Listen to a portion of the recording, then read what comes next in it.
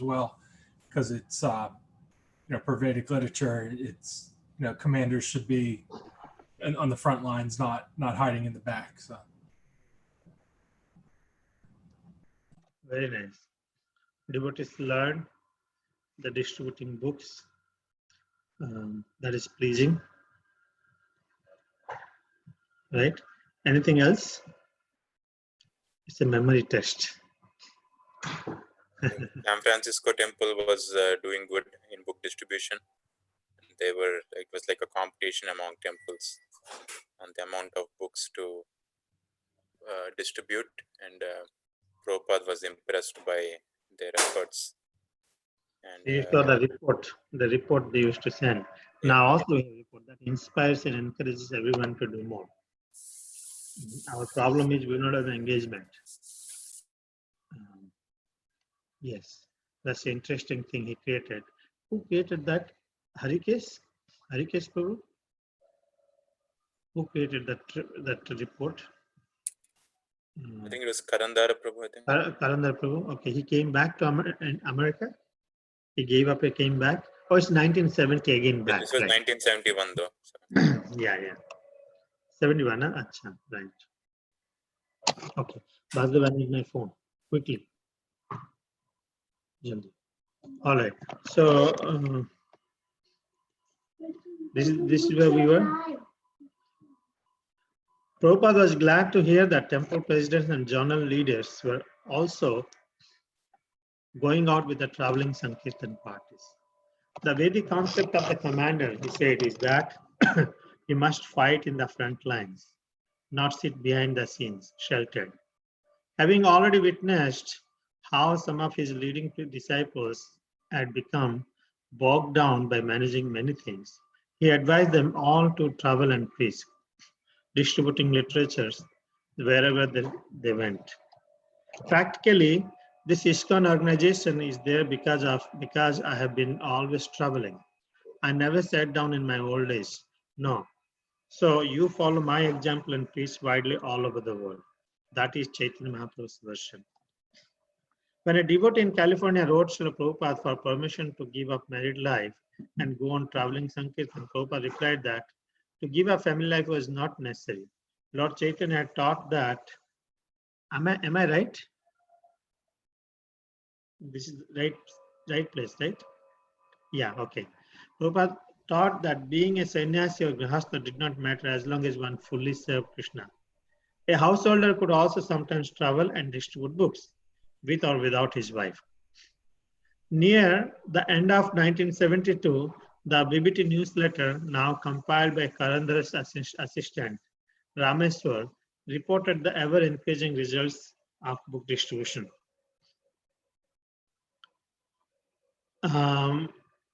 Book distribution continues soaring to all-time highs, as more than 25 traveling Sankirtan, what is SKP?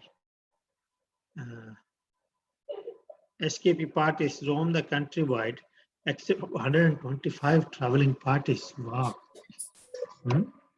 If you add the Delaware, it will be 120. Oh, it's 25 traveling parties, sorry. If you add the Delaware, it will be 26, but we have to do something. Affecting the lives of hundreds of thousands of conditioned souls. Since mid-September, we have distributed over 15,000 complete Krishna trilogy sets. And since mid-August, we have distributed over 9,000 soft Bhagavad Gitas and over 950 hard Bhagavad Gitas. Macmillan too has completely sold out. 20,000 Gitas are sold commercially and is reprinting large quantities for the Christmas rush. Another breakthrough for book distribution came at the end of 1972. The previous year, devotees had taken advantage of the Christmas season by selling the Krishna book door to door. But no one had been aware just how significant the Christmas season could actually be. Rameswar. It was on December 22nd, 1972 that we accidentally discovered the Christmas marathon in Los Angeles. Of course, we noticed a great increase in the number of people going into the stores, and the stores were staying open sometimes until midnight. I was standing in front of the Burbank Jodis were having an intense competition with prizes in Los Angeles, and it was building up to a feverish pitch. So after distributing madly all day long, I had collected about $350 and had distributed 650 magazines. It was about 10 o'clock at night. I was convinced this was the new world's record in ISKCON and that nobody was possibly going to beat me this day. Even though the store was open until 12, business had started slowing off, and I was thinking maybe I should go back. Undoubtedly, everyone is back already. No one had ever stayed out past 8 o'clock. They will all be waiting up for me. I shouldn't keep them waiting up. So in this way, my mind was convincing me to go back. By 11 o'clock, the store was completely dead. I got in the car and started driving back. On the way back, I passed another Jodis called Hollywood Jodis on Sunset and Western. I was torn whether to stop or not because the store was crowded and was going to be open until midnight. But I decided, no, I will go back because the other devotees will be waiting up to see how many books I distributed. So I just kept driving. It's interesting. He's going to see some surprise. Anyway, so there's a competition has been created. The amount of books has been sold. I think Macmillan also, they got order right before, what is the Japanese company? Prabhupada placed books order. Nippon, yeah. Macmillan is also publisher, right? Nippon is the publisher. Nippon is the printing company, right? Is Macmillan the publisher? Yeah, right. I don't know how that publisher and printing works. I have no idea. I didn't do much. So anyway, these thousands of books has been sold. Now Christmas Marathon also is there, and they said a lot of people are coming, and they Rameswar Prabhu, who is Rameswar Prabhu is going and distributing magazines. He's distributing magazines. 600 magazines, 650 magazines he distributed that day. $350 collected. He was thinking, I really did the record, and no one else would have done set the date. So should I go or back, or should I stay? Because there's a competition going on. And within the heart, there's a competition, there's inspiration. It's like a match, cricket match or soccer match. So spiritual life also there's a competition. So on the way, he stopped by somewhere and also found another shop, Hollywood Jodis. And then he said, collect it. So he said that maybe I should stop, but no, I let devotees would be waiting so late. Everyone would be waiting for me. Let me go out. So I just kept driving. Okay, now you read, AJ. I finally arrived at the temple at about 10 minutes to 12, and I burst into the Sankirtan room. But the only person there was the secretary, Madhukanta. I said, "Oh no, everybody went to bed?" He said, "No, nobody's back yet." I was the first one back. That was the discovery of the first Christmas marathon. It was completely unplanned. No one had ever instructed anyone to stay out that late. We just did it spontaneously. Finally, at about 1:30 in the morning, all the devotees had returned, and we were all sitting around looking at the Sankirtan map. We couldn't sleep. We were so excited to go out. We were thinking, where can we find plenty of conditioned souls to distribute books to? Our noise and raucous laughter was like a drunken party, and it woke up Karandara, who was sleeping in his office in the next room. He came stumbling in, wiping the sleep from his eyes, but when he saw us and saw what was going on, he burst out laughing and sent us all to bed, saying, "Get ready for tomorrow." So in this way, we performed the 3-day marathon, December 22nd, 23rd, and 24th. No one had ever distributed as many books before. No one had ever distributed as many books before in the history of our movement. A big day had been considered to be somewhere between 25 and 40 books, but we were distributing between 5,000 and 6,000 pieces of literature a day for a 3-day period. One temple had distributed almost 18,000 pieces of literature in just 3 days. At this time, Srila Prabhupada was in Bombay, where his attempt to secure the land in Juhu had become entangling. The landlord was now refusing to sell the property and was trying to evict the devotees, even though Srila Prabhupada had already installed Radha Krishna deities on the land. Although these matters were causing Srila Prabhupada anxiety, he continued his daily duties, taking his morning walk, lecturing in the evening from the Nectar of Devotion, corresponding with and receiving news from his centers around the world, even organizing a Bombay Pandal festival for January. When Prabhupada received news of the book distribution in Los Angeles and elsewhere in the United States, he was very pleased and amazed. Although involved with many affairs from throughout the world, he put them aside and relished the overwhelming victory of book distribution in America. Immediately, he called his personal secretary and dictated letters. My dear Rameshwar, I beg to acknowledge receipt of your letter dated December 27, 1972. And with great happiness, I have read your figures of amounts of books sold during the 3-day period, December 22nd through the 24th, 1972. It is scarcely believable that more than 17,000 books could have been sold by one temple in 3 days. That indicates to me that people are at last becoming a little serious about the Krishna consciousness movement in your country. Otherwise, why should they buy our books? But then they can see that our boys and girls, devotees, are so much sincere and serious to distribute the message of Krishna consciousness. They are at once struck by seeing them, and therefore they appreciate and purchase. This is unique in the world. So I am so much pleased upon all of the boys and girls in Los Angeles and all over the world who are understanding and appreciating this unique quality of our transcendental literature. And voluntarily they are going out to distribute despite all circumstances of difficulty. By this effort alone, they are assured to go back home, back to Godhead. So when I forget the name, but when he gets back to the temple, he runs back to the temple and he's Rameswar. Okay. And he's all excited, right? He's excited because he's a little bit proud. he's ready to tell everybody how many books he managed to sell that night. And when he gets back, he's a little bummed because he thinks everybody's in bed already. And Madhukanta says, he's like, no, you're the first one back. Everybody else is still out. And that's when the first Christmas marathon was started. And he said, everybody just realized, hey, there's people out and about. Let's stay out and keep going. And that, it wasn't planned.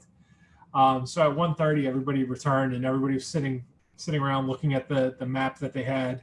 They were just excited to go back out the next day and try to figure out where can we find as many people as possible.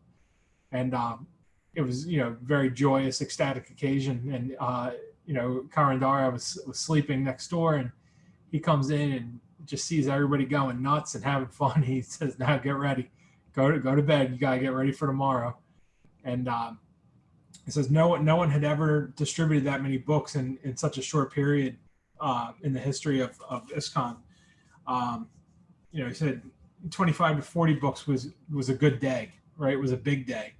And he said they were distributing between 5,000 and 6,000 a day during that period. And one temple had 18,000 pieces of literature in the 3-day period distributed.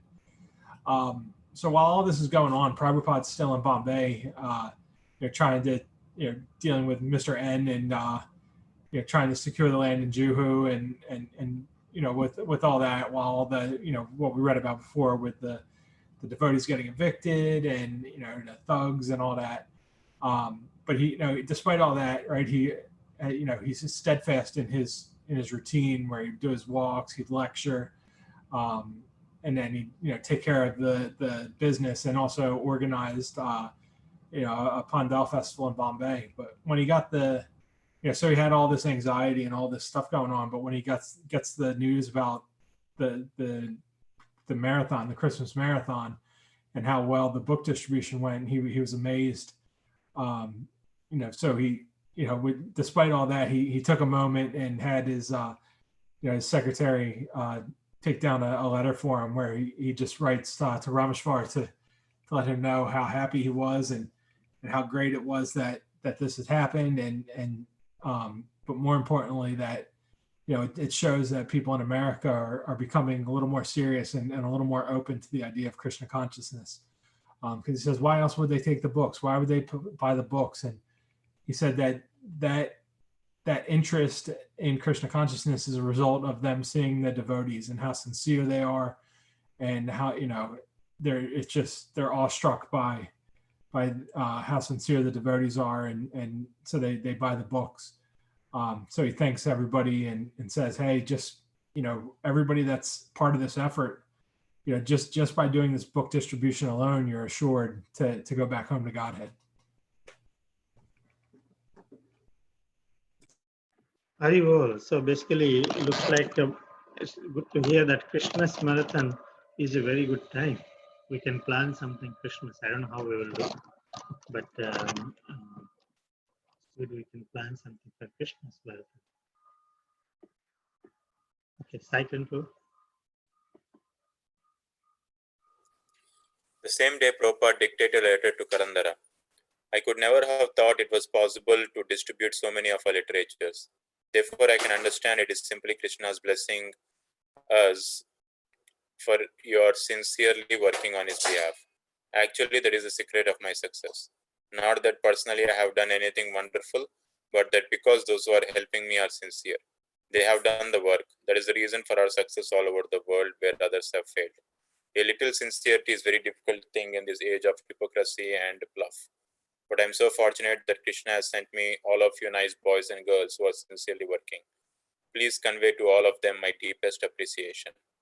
Srila Prabhupada's letter acknowledging the Christmas marathon and assuring the devotees that they would go back to Godhead sent the book distribution movement flying into the new year with great momentum. Devotees continued to find new ways and places to distribute books. New records were constantly topping the old, and the devotees were making still higher projections for the future.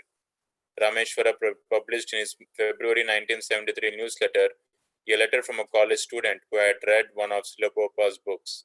ISKCON's mail order office was receiving hundreds of such letters a month. Sir, a couple of weeks ago, devotees of Krishna from Denver, I understand, were here at the University of Arkansas distributing literature. One young man approached me with a hard pitch for my purchasing a copy of the Prabhupada translation of the Bhagavad Gita. I was initially quite skeptical. So many people are getting rich from selling their versions of the answer, and told him to not bother me. He insisted though, and I finally gave in. I have been reading the Gita, having not finished it yet, and I have found it quite rewarding.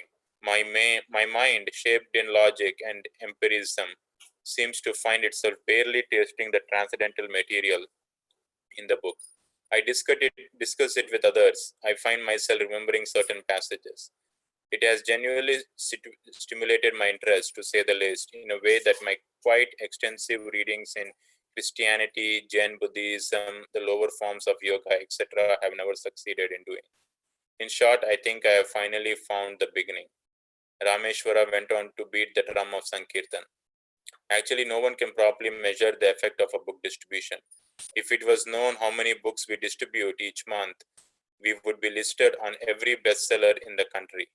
For example, as many of you know already, the new Gita has outsold any other edition of the Gita ever printed. The Macmillan Company has already sold tens of thousands of copies, while we have sold over 27,000 copies ourselves since they first appeared last August. With increased monies coming into the book fund, Srila Prabhupada had approved his trustees' plans to print larger quantities of books and store them in a warehouse, making them available to the temples for distribution throughout the year.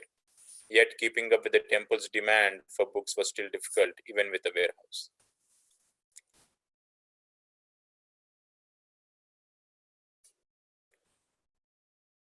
So Srila Prabhupada writes a letter to Karandara saying that he never thought it would have been possible to distribute that many books, and this is simply Krishna's blessing because they are working on his behalf, and that is the same success of Prabhupada, same secret of Prabhupada's success, because not that he has done anything wonderful, but all the devotees who are helping him, the boys and girls, they are very sincere. And it says in this age of Kali, little sincerity is very difficult, and like he's very fortunate that Krishna has sent all the boys and girls who are sincerely working, and he has Karandara to convey the appreciation to all of the other devotees. And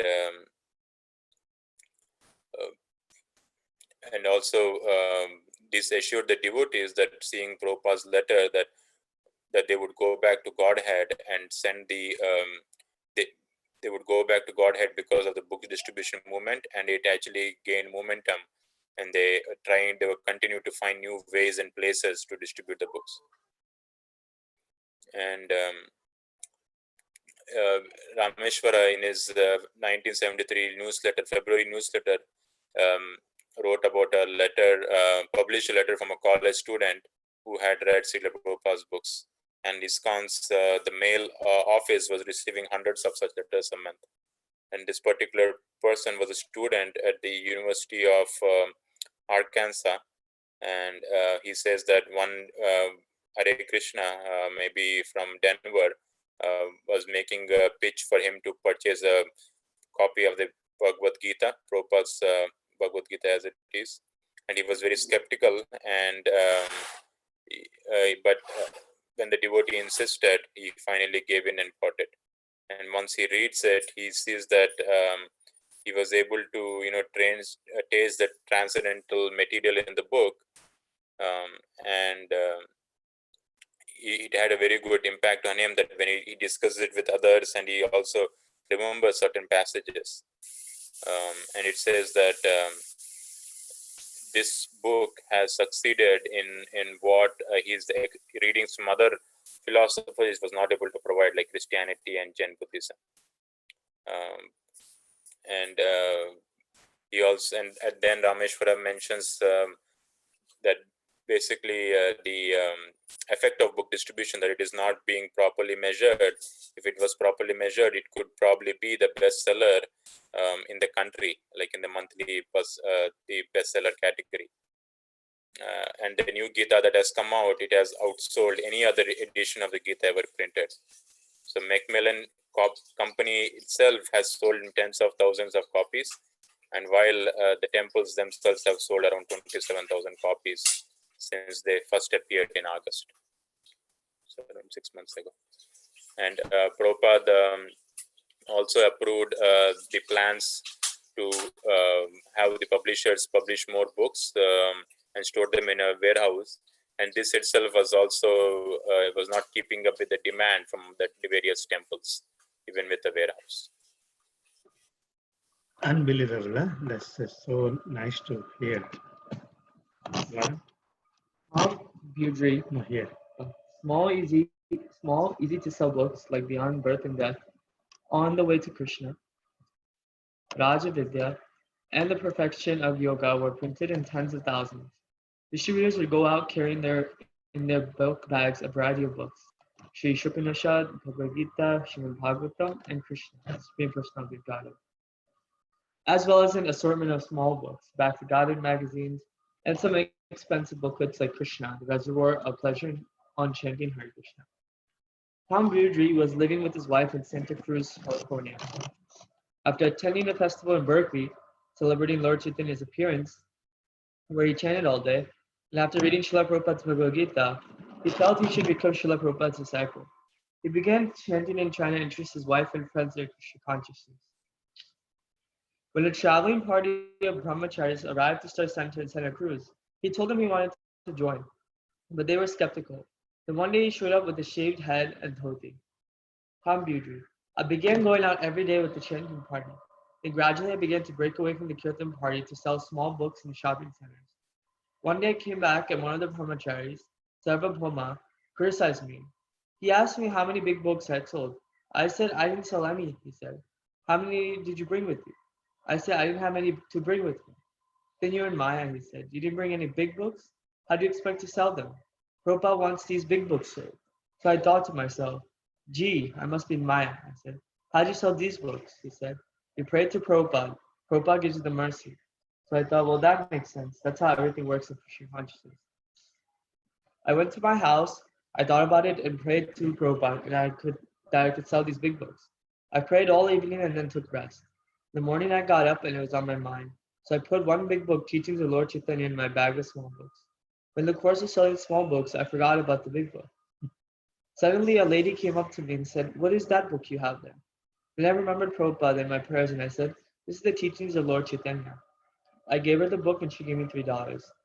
When I got back to the temple, I told the devotees how Prabhupada had sold the book.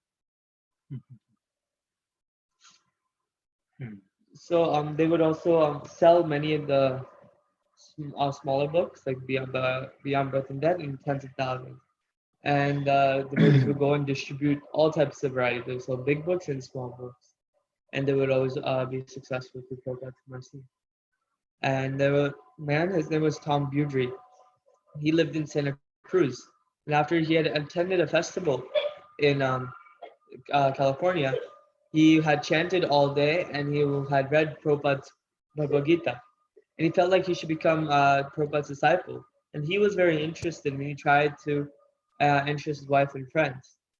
And when a party of brahmacharis had wanted to start a center in Santa Cruz, he wanted to join, but they were skeptical. So to show his like interest, he shaved his head and went and wore a dhoti and went to go join them.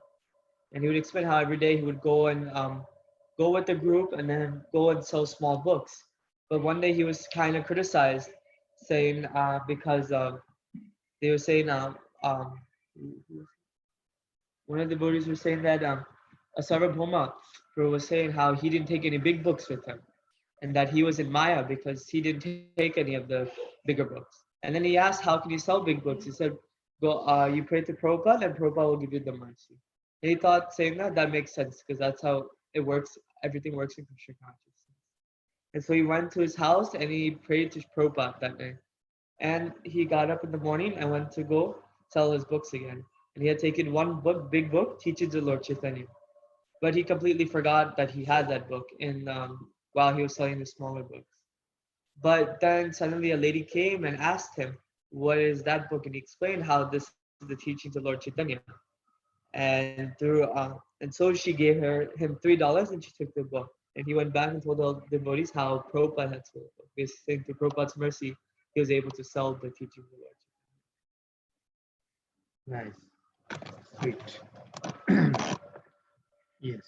Please. Prasanthi?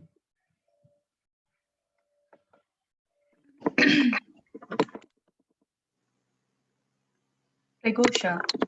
I was working regularly to the Detroit temple for classes in the evening, and I was doing some odd work to help the devotees prepare the temple. Every night I would be painting and I would watch the devotees coming back from Sankirtana. They seemed very ecstatic and enlivened. And I was always a little curious about what they did out there that made them come back like this. I would be on my ladder painting and listening to them talk as they sat on the floor drinking hot milk. They would talk about how they had knocked on one man's door and this had happened and then that had happened.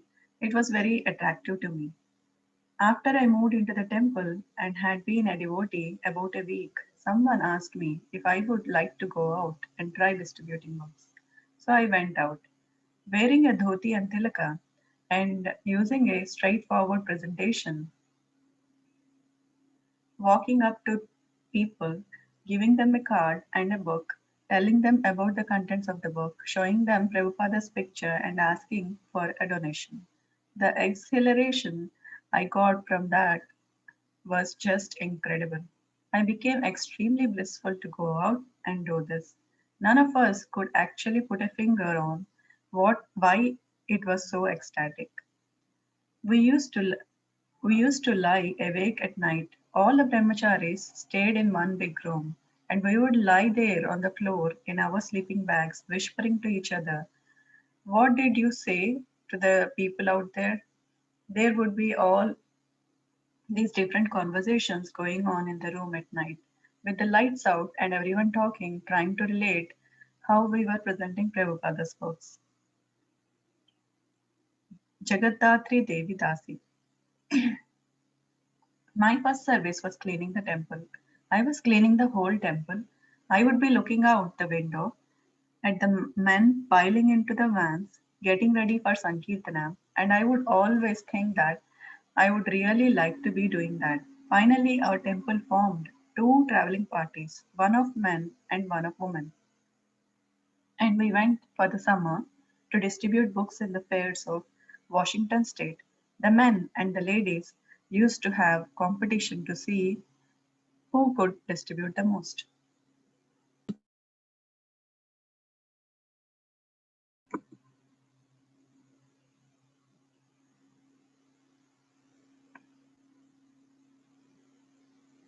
I think it's down now, Prabhuji.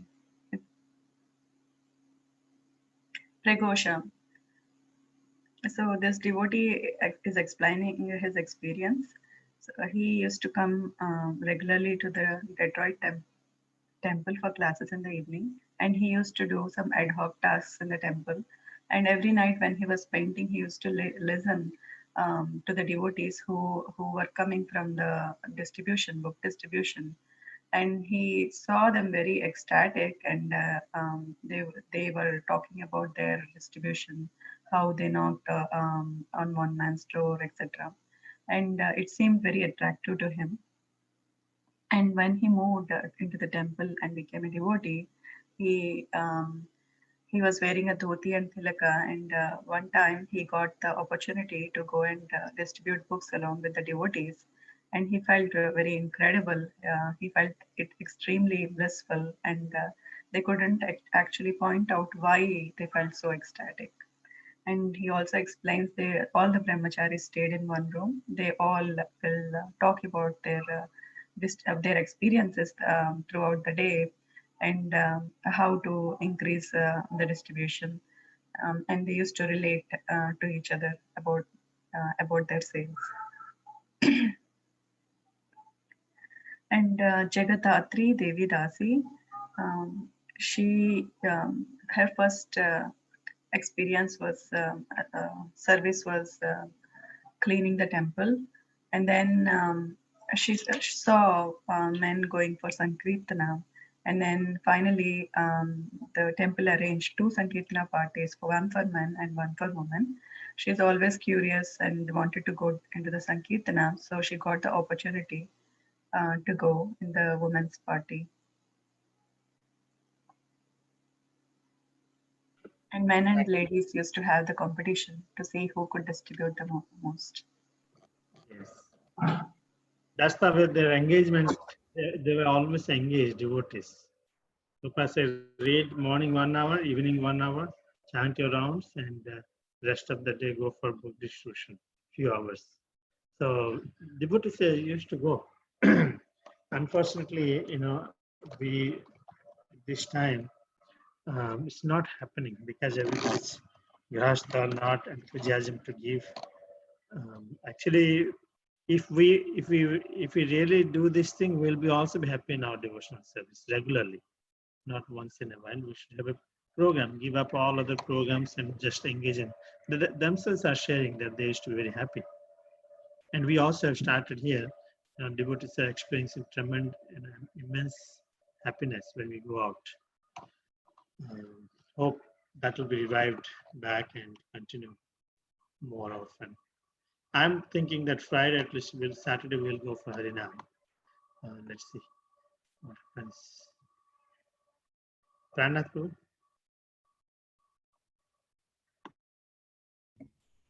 Hare Krishna. Sura. I joined Krishna consciousness in Seattle in 1973, and they sent me out on book distribution my first day. We would always hear from Los Angeles about the letters Prabhupada was sending. Everything we heard was centered on Prabhupada's desire for his books to be distributed.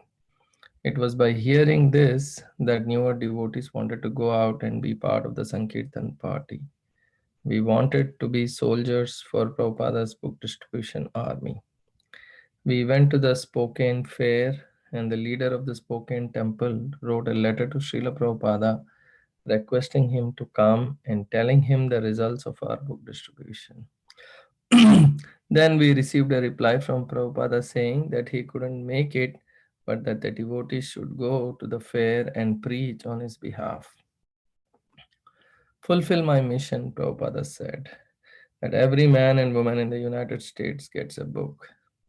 That was just what we were waiting for, to get an order directly from Srila Prabhupada that this was what pleases him.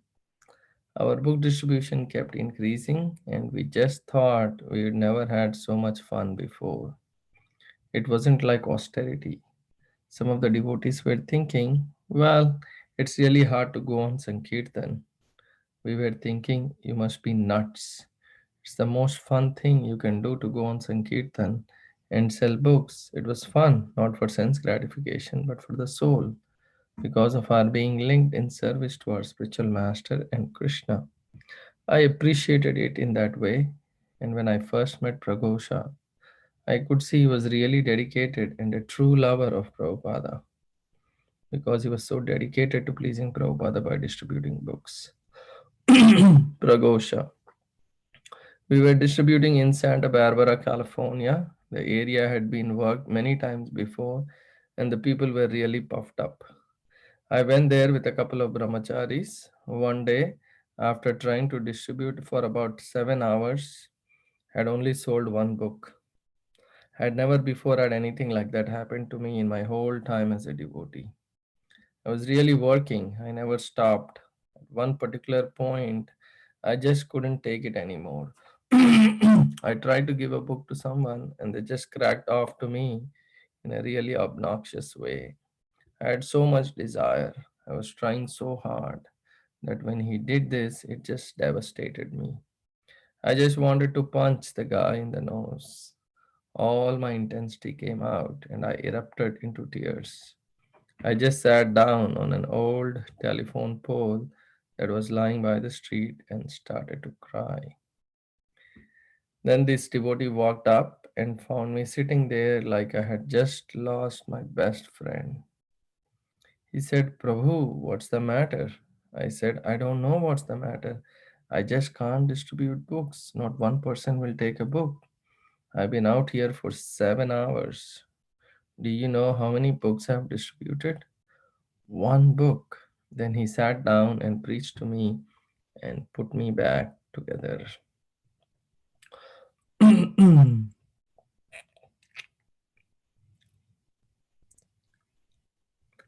you go up, Prabhu, a little bit? Or where did You finish the next paragraph. Okay. Um, yes, the next day I was really trying to have a better day, and I took my book bag and just ran from one person to another all morning. Then I was showing a book to a girl, and she said she couldn't pay me with money, but she would gladly pay me. I was young and naive, and I didn't know exactly what she was talking about for a minute. Then finally, when I realized, I called Hare Krishna and took the book back from her, took off my wig, and just bolted to another parking lot. I ran from person to person all day, praying real hard to Krishna.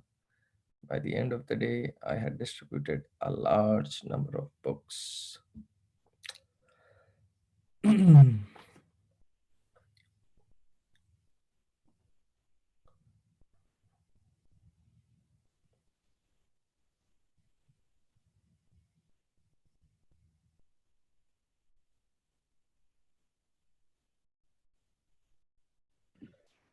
You there?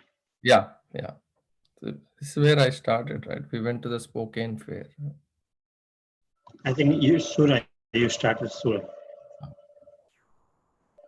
So Sura joined Krishna consciousness in 1973 and was sent out to book distribution on his very first day. And and Prabhupada was sending all letters from Los Angeles, and Prabhupada's and all the letters were emphasizing Prabhupada's desire for the books to be distributed, and and all the new devotees were excited reading this, and they wanted to go out and be part of the Sankirtan party and part of Prabhupada's distribution army. And at the Spokane Fair in Seattle, um, the leader of the Spokane temple, wrote to Prabhupada requesting him to come and so that they can share the results of their book distribution. And then Prabhupada replied back saying that he couldn't make it, but devotees should go to the fair and preach on his behalf, fulfill his mission, and and that it was his desire that every man and woman in the U.S. should get a book. And that was, what the devotees were waiting for, marching orders from Prabhupada. And so the book distribution kept on increasing, and they were all having a lot of fun. And whoever was not enthusiastic or was pessimistic of going on Sankirtana, so all the devotees, other devotees were,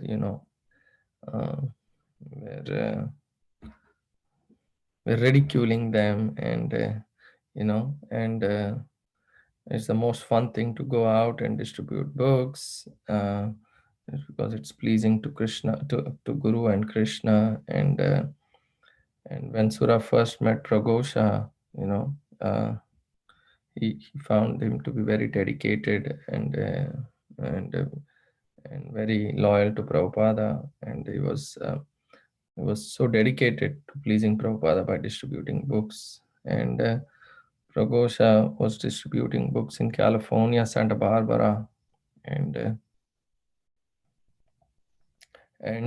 he found that people were really, very puffed up there. And he went there with a couple of brahmacharis. After trying for so many hours, he had only sold one book, and nothing like that happened in the past for him. And he was really working hard. He never stopped, but he just, after a certain point, he couldn't take it anymore. And people were one person really mocked at him, and he had so much desire. He was so much trying hard to distribute the books, but it just, the response was devastating. And he was, really annoyed and wanted to punch that guy who ridiculed him. But it was just very emotional, and he was started to cry. And then one devotee walked up to him and found Pragosha sitting there, totally lost, and then inquired from him what was going on. And Pragosha replied by saying that he couldn't distribute books and nobody was taking a book, and that only one book had been distributed in the last 7 hours. But then he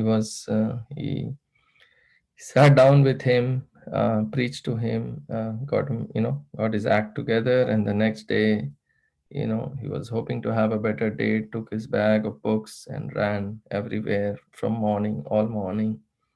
And he was showing a book to a girl who couldn't pay with the money, but but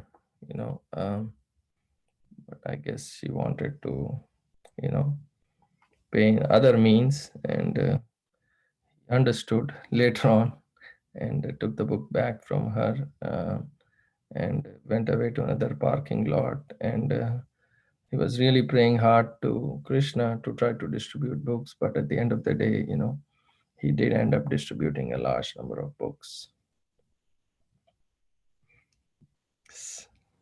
Nice. Very well. Nipa? And yes, Prabhu, I wanted to mention that Macmillan is the publisher and Nipo is just the printing company. So the publishers Right. take care of everything, distribution, marketing, the legal aspects, payment, the profits. Printing company is just like you pay them money. Printed. Yeah, they just print, pay for service and done. But Publisher gets commission also, no? oh yeah, Hello? publishers pretty much take care of everything, distributing, selling, so loss Yeah, or but in ISKCON, we also distribute. So we distribute and they get the money. commission. So that's the thing, because their brand sells. So it's a Exactly. sharing the profits. I remember because we Journey Home also we did the same thing, and the publisher takes his commission. Even if you sell, Mm. publisher And I gets think the SKP stands for just Sankirtan Party, if I'm not wrong, when I heard somewhere. SKP, just Sankirtan Party, I think. What is K? I think it's Sankirtan Party, I think I may be wrong, but I read somewhere way back, so I may be wrong. Right. The SK Sankirtan, like that. Yeah. Short form, maybe they're trying to do. Nipa, you're there? Yes, Prabhu. Yeah, go ahead. One paragraph above, I think. Oh, I thought he stopped. Okay. Tom Beaudry had moved from Santa Cruz to Los Angeles, and by associating with devotees like Lavanga Latika Devi Dasi. When I first came to Los Angeles, Srimati told me that Srila Prabhupada had said that being in the temple all the time was Maya. Prabhupada wanted us to go out and distribute BTGs door to door. I learned from the other devotees how to distribute books. There were so many experienced devotees who knew how, so I just followed in their footsteps. I would say that they would say and do what they would do. Then it became easy. When a person took a book and gave a donation, I could see it was Lord Chaitanya acting. I could see that everything was working under the direction of Krishna's internal energy.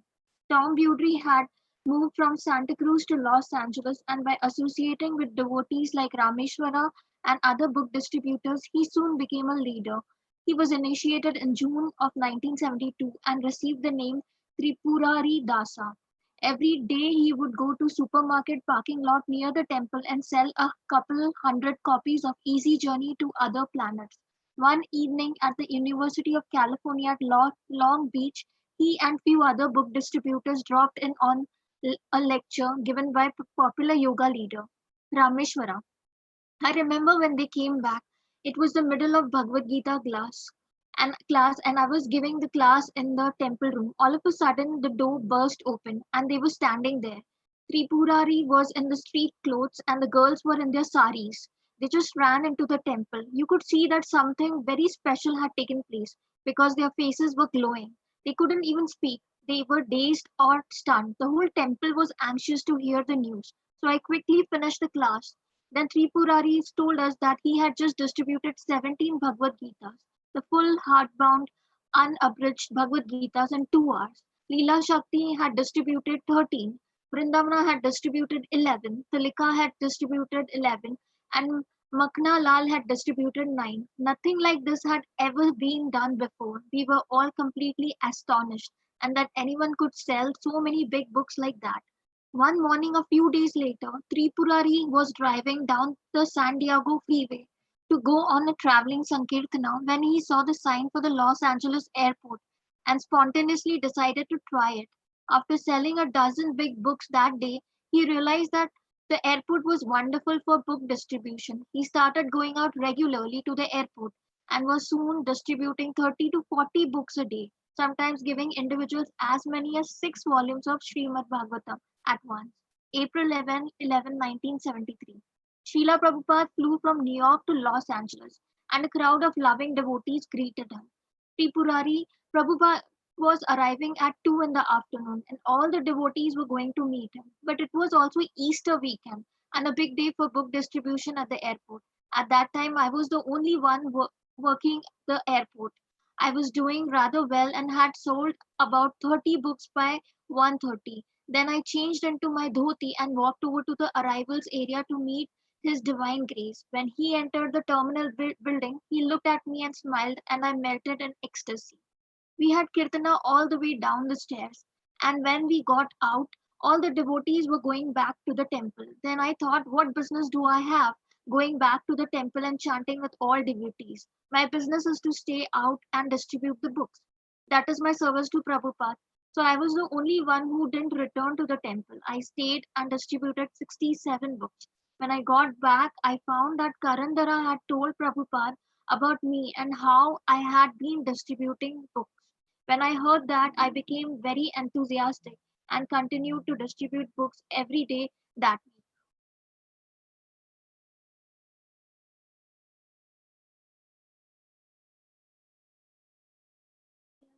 I think still above a couple of paragraphs.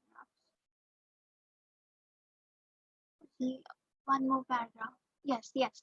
Lavanga Latika Devi Dasi. Uh, she says when she first came to Los Angeles, Srimati told me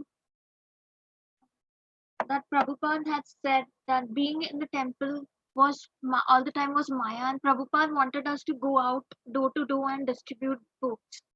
And she was supposed to learn from other devotees how to learn distribute the books, and it's just follow them their footsteps and do say what they say and do what they do, so it becomes easy for her.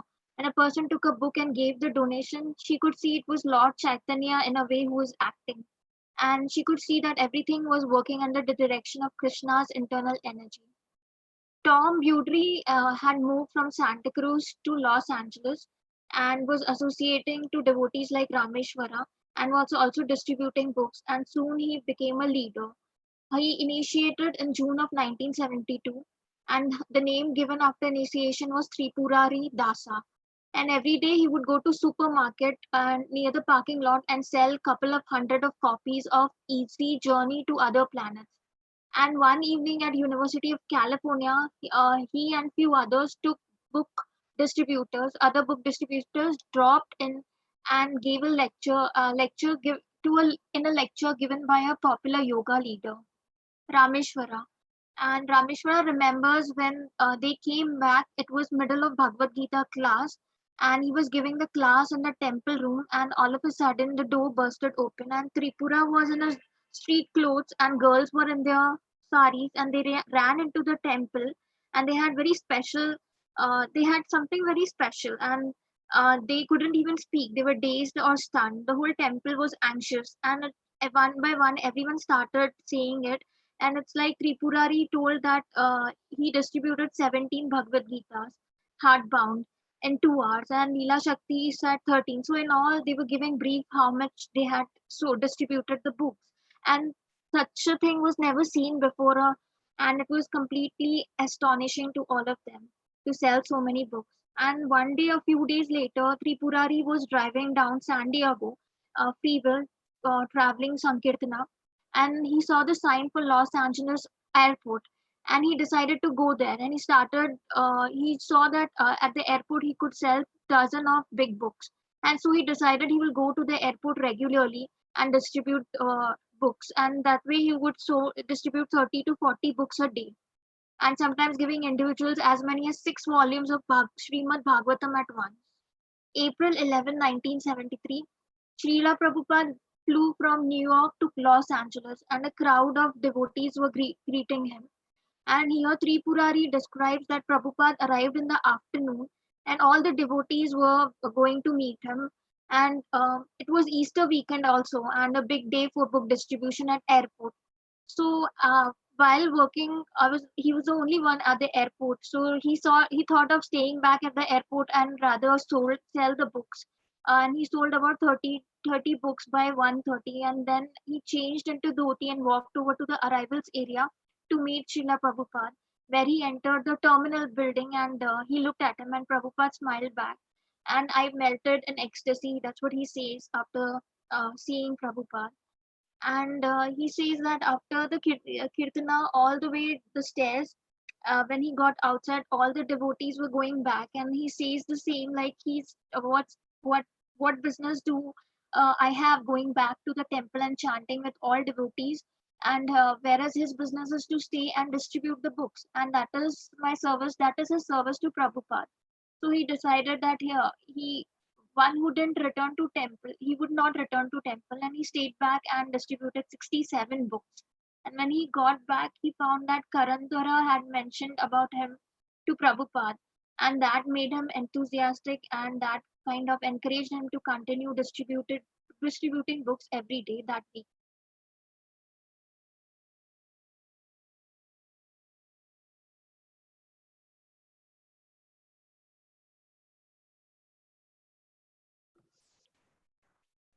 Pranam, did you read again?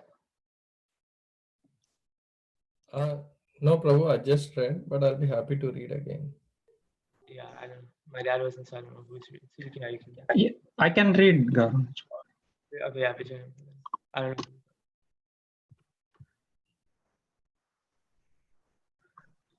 Can I read? Yeah. Okay. In Los Angeles, Srila Prabhupada took his morning walks either at the shore of the Pacific Ocean or in Cheviot Hills Park. Every morning, a few disciples would join him, as well as Taudam Singh, a PhD candidate in organic chemistry at the University of California. Srila Prabhupada would regularly discuss with Dr. Singh the scientific theory of lives originating from matter.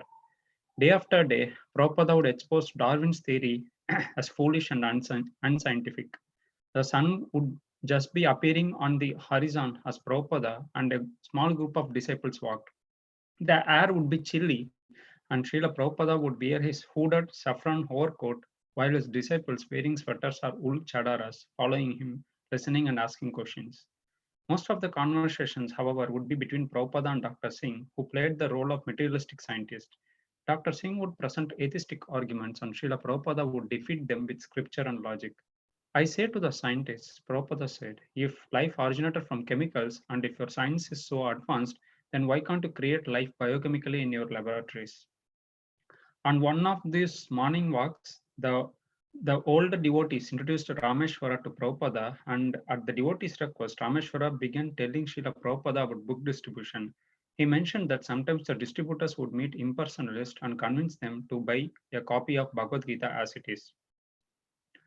Srila Prabhupada stopped and turned gravely to Rameshwara. What do you say to them? He asked. Rameshwara told Prabhupada some of his techniques for selling a book. After a few moments, Prabhupada said, our men need to study our books also. In the morning, Tripurari accompanied Prabhupada on his walk. Prabhupada said little as they walked up and down the beach. Only when they were walking back toward the car did one of the devotees mention, Prabhupada, Tripurari is here. Prabhupada turned and smiled. How is that book distribution going? He asked. This was Tripurari's first time to speak directly with his spiritual master, and he wanted to say many things at once. In nervous enthusiasm, he began blurting out his realizations. Prabhupada interrupted, this is the best service for humanity, and he quoted from the Bhagavad Gita, there will never be a devotee more dear to me than he who preaches this message.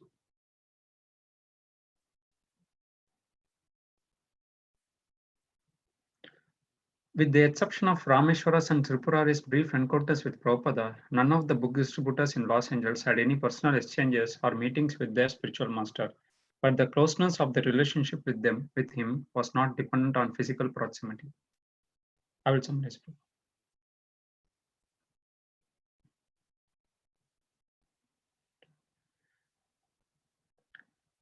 So in Los Angeles, Prabhupada was having his morning walk either at the shore of the Pacific Ocean or at the Cheviot Hills Park, and with him, like a few disciples and a PhD candidate in organic chemistry, who is Mr. Singh, who also will join with him. And Prabhupada would regularly discuss with Dr. Singh on various scientific theory of human life. And day after day, Prabhupada would expose Darwin's theory as foolish and unscientific. The sun, and the sun will be appearing on the horizon as Prabhupada and the small group of disciples walked, and the air will be chilly, and the Prabhupada will be wearing his saffron overcoat, the hooded saffron overcoat, and his disciples will be wearing sweaters or wool chadaras, and they will follow him, and they will ask him, listen him, and ask him a lot of questions. And in the most of the conversation between Prabhupada and Dr. Singh, who was playing a role of a materialistic scientist, and Dr. Singh will present him atheistic arguments, and Prabhupada would defeat them with scripture and logic. And Prabhupada mentions, like, if life is originated from chemicals, and if science is so advanced, then they should create life biochemically in the laboratories. And in one of the morning walks, the older devotees introduced Rameshwara to Prabhupada, and at the devotees' request, Rameshwara began telling about his experience about the book distributions. And also, Rameshwara mentioned that sometimes the distributors would meet impersonalists and convince them to buy a copy of Bhagavad Gita as it is. And Prabhupada, on hearing this, he stopped and looked at Rameshwara and asked him like what Rameshwara replied to them. And Rameshwara like mentioned to Prabhupada like what are the various techniques that he used for selling the book. And after listening to this, Prabhupada mentioned that like everyone who is selling the book should study the books also. Little bit down, Prabhu.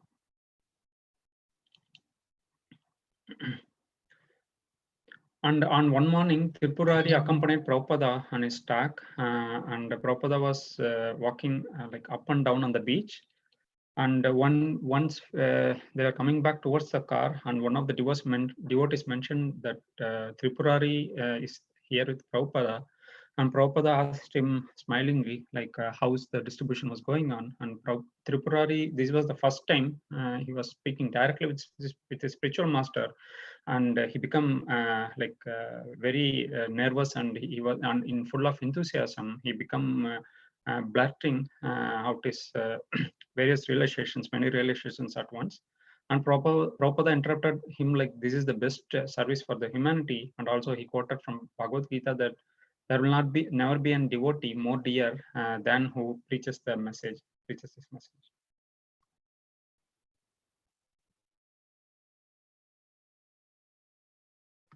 Sorry.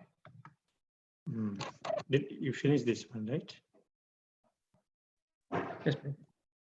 With this one we start. Yeah, one para before, with the exception, we need to start there. Okay. Maybe AJ, anyone is missing? Sorry, if everybody read. I think everyone read, no?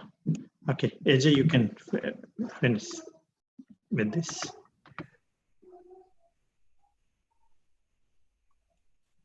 Basdev has been bothering me here actually. How dare he? With the exception of Ramaswara and Tripurari's brief encounters with Prabhupada, none of the book distributors in Los Angeles had any personal exchanges or meetings with their spiritual master. But the closeness of their relationship with him was not dependent on physical proximity. Tripurari. My association with Srila Prabhupada was always more or less in separation and in the field. While many of the older devotees were trained personally by Prabhupada, I never got that training.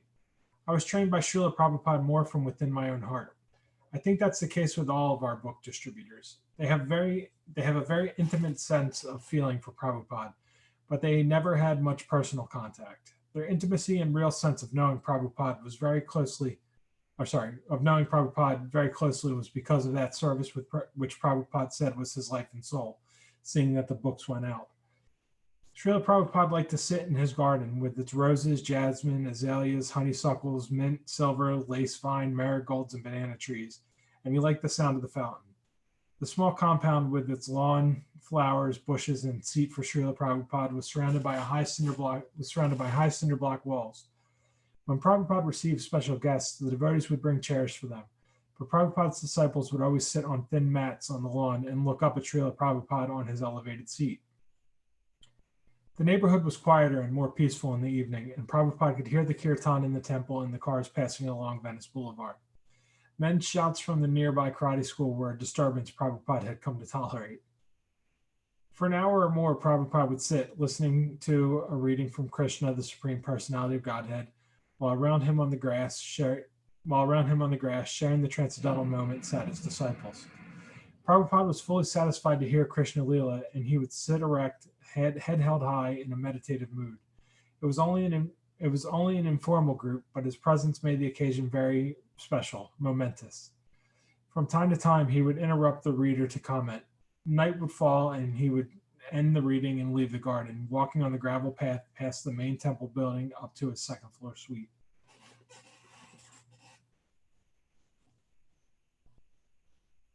So most of the devotees had never, most of the, it sounds like most of the Los Angeles devotees had never actually met Prabhupada in person. And, with the exception of Ramaswara and Tripurari, who had brief encounters, but the rest of them, didn't really have any, connection to Prabhupada or encounters with Prabhupada. And but Tripurari goes to describe, he says, hey, yeah, you know what, we were more or less always in separation, but I was trained by Prabhupada from within my own heart, he says. And he said, he had a sense of feeling for Prabhupada, but not much personal contact. And their Prabhupada, or their sense of knowing and the intimacy for Prabhupada was because of through the service which Prabhupada had done himself, and that was making sure that the books were distributed. And then it talks about how Prabhupada liked to sit in the garden, and describes all the different kinds of flowers and plants around him. And guests would come and sit in chairs, but the disciples and the devotees would always sit on the floor, sit on the lawn on mats, and just look up at Prabhupada, who sat on an elevated seat. And it was quiet and peaceful, and you could hear the kirtan in the temple and cars driving past. And there was a karate school nearby that apparently was a little bit loud, but Prabhupada was willing to tolerate that disturbance. But each night, Prabhupada would sit and someone would read some Krishna Lila, and he would sit nice and tall, taking it all in, and occasionally he would interrupt and offer some sort of commentary or some insight. And at the, once it was over, once it became nighttime, he'd get up, walk past the temple, and head up to his room. But they say these moments that they got to spend with him, probably because of the rarity, and just his presence made them very special. And they describe it as momentous occasions when they were able to spend time with Prabhupada. Haribol, thank you so much. So I think it was a nice reading. So many things we read about book distribution. Any quick comments anyone has?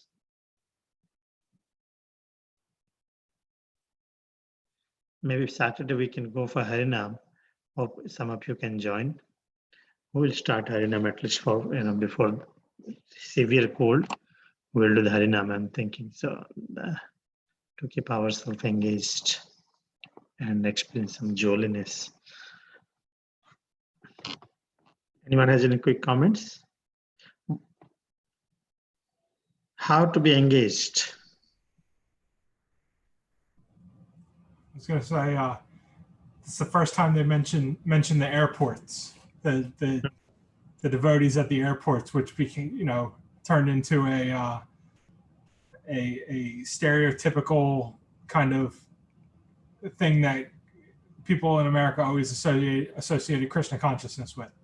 Was Hare Krishna was the devotees at the airport distributing books, and I think that was the advent of that, right? The first time you hear about that happening was in this chapter.